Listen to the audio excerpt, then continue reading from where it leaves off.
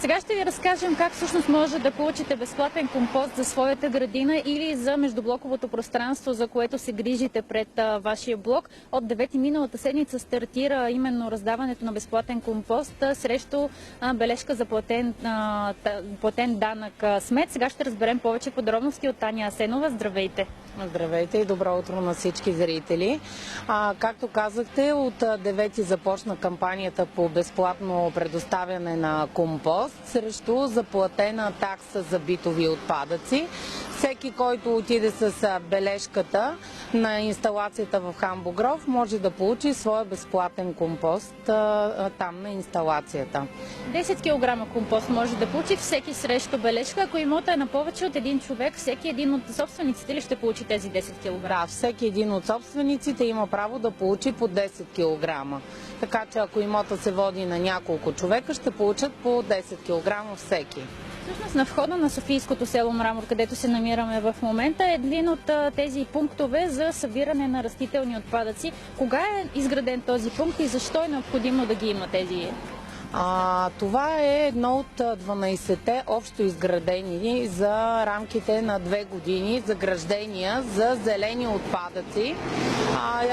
Изградихме ги съвместно с районните администрации, за да може гражданите да разделят отпадъците, различните потоци да отиват на различни депа и да може доставен до тук зеления отпадък от домакинствата, по-скоро от техните дворове и градини, да отиде на инсталацията, за която преди малко говорихме, и да може да бъде преработен до компост, който после да използваме за наторяване в нашите градини, за пресаждане на цветя, за използване като тор, обогатител в нашите междублокови пространства.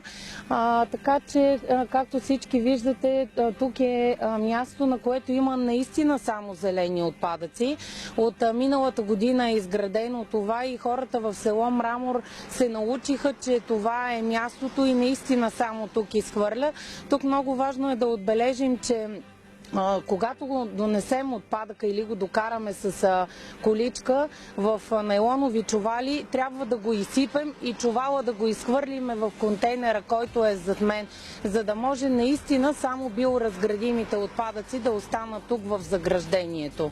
В рамките на града, където няма такива заграждения, хората, например, от блоковете в центъра на града, ако почистват пред входовите градинки, къде да оставят зеления отпадък?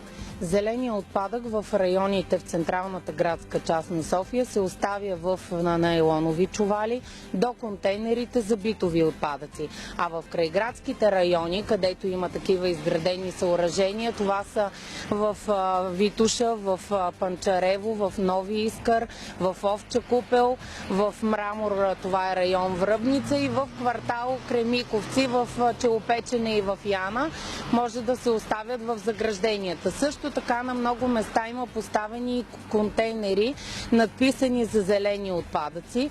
Тук на другия край на село Мрамор има такъв, има и в другите райони. И там трябва да се поставят зелените отпадъци от градините, частните дворове. Въпреки че тази сутрин не е много пролетна, съвсем скоро започва и пролетното почистване в София. Коя е датата, която е определена? 2 април е датата, на която започва пролетното почистване на столицата, така че всички граждани могат да изхвърлят това, което ни е нужно от техните домакинства. Благодаря ви много за тази полезна информация. Уважаеми зрители, още веднъж казваме, 10 кг безплатен компост за вашата градина може да вземете срещу бележка за платен данък смет в София.